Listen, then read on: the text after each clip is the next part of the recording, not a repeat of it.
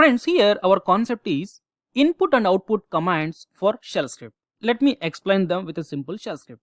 So I'm taking a shell script called input output.sh. Let me open that and let me write the very first line as our shebang line.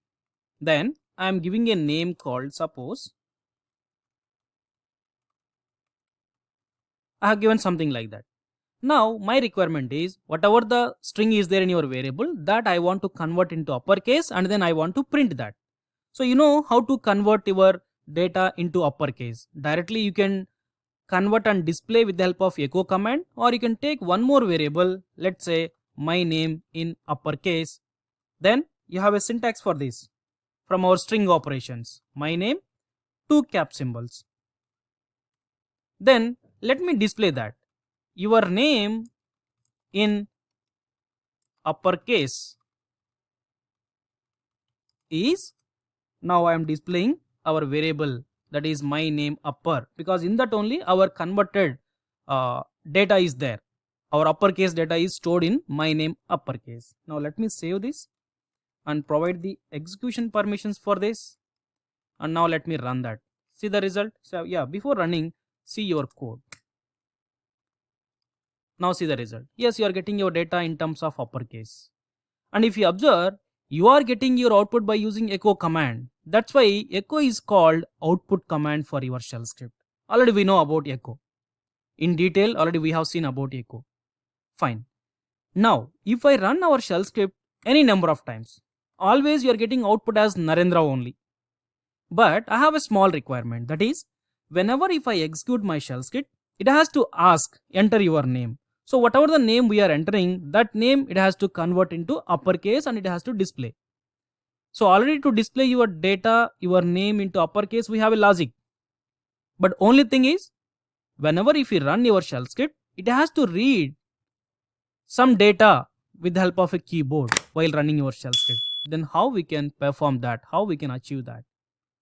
Very simple. Let me open my shell script and I'm going to comment, or let me remove that very first line. Now I am writing a command called read. Read, then some variable name I am giving. So first observe your code, and if I run that, see the result. It is waiting for something. Your cursor is waiting because the very first line is shebang line. The next line is you have something called read some variable. So because of this read, your cursor will wait on your command line while running your script. And if you provide some data and if you press enter key on your keyboard, then whatever the data we are providing here, that data will go and store into this variable. And this variable we are converting into uppercase, and that data we are storing into this variable. Now see that I am giving suppose shell and I am pressing enter key on my keyboard. Now see the result. Now if you run any number of times, each time you can provide different data. That's it. But whenever if you run your shell script, first let me open your script and I am running our shell script. Simply it is waiting. So if it is waiting, we can't understand that what we have to do next step. Then in that case, you can modify your read command in this way. Simply read -p. You can prompt some message. Enter your name. You can write any message which is required for us to display on your command line. Now let me save this.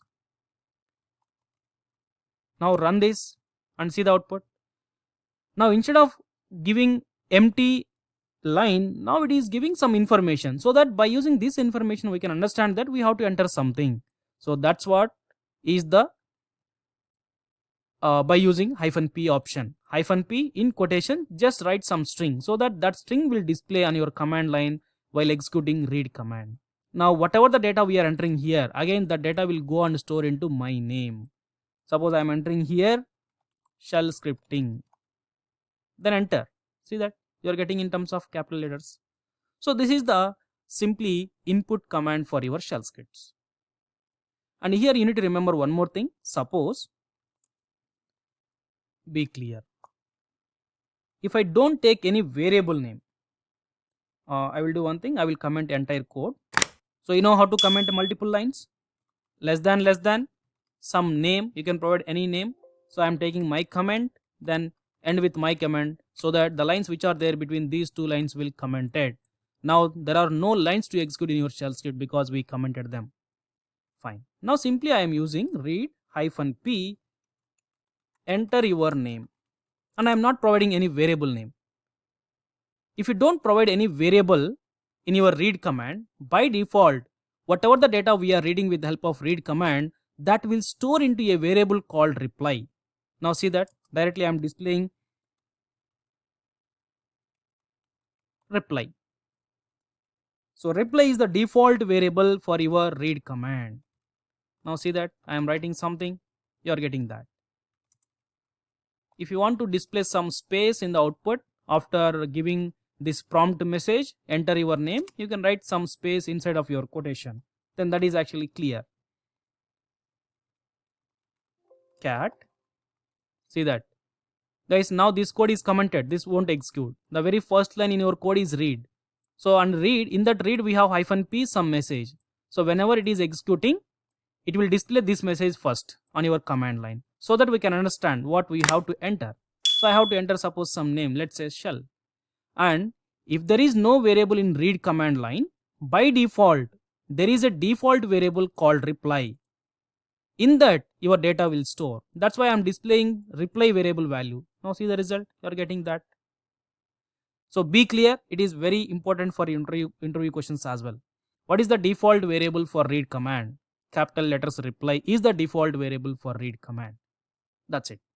Now let me give a very simple use case for your read command. See, in our previous video we have done install tomcat.sh, and here whenever if you want to change the tomcat version, we are opening the script and we are editing the version number here.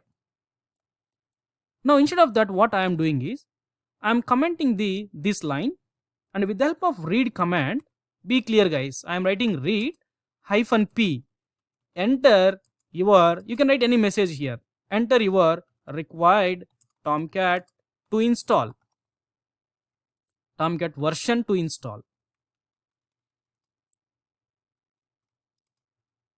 and take variable as required tomcat version, so that while running your code, anyway this is the first line you are going to execute by your shell, then it will display, and by seeing this information we will enter some number, and that number will store into this variable, and this variable we are using inside of our script so that your script will work. Now no need to edit your script now, just run. See, this is your shell script, just run your shell script. Then it is asking enter your required tomcat version to install. Now I am entering suppose 9.0.27. If you want to install any version, just provide that version name here and enter. So that's it, it will work. So that is the usage of read command. Very, very useful. Okay. So it will download and it will extract. Anyway, we know the steps from our previous video. What is doing this script. So here our concentration is only on read command. Be clear about your read command. Simply read -p your required message, what you want to display on your terminal while executing this command, and whatever the data you are entering on your terminal with the help of a keyboard, that data you have to store into some variable. That variable we are writing, we are taking here. That's it. Okay. Okay guys, thank you.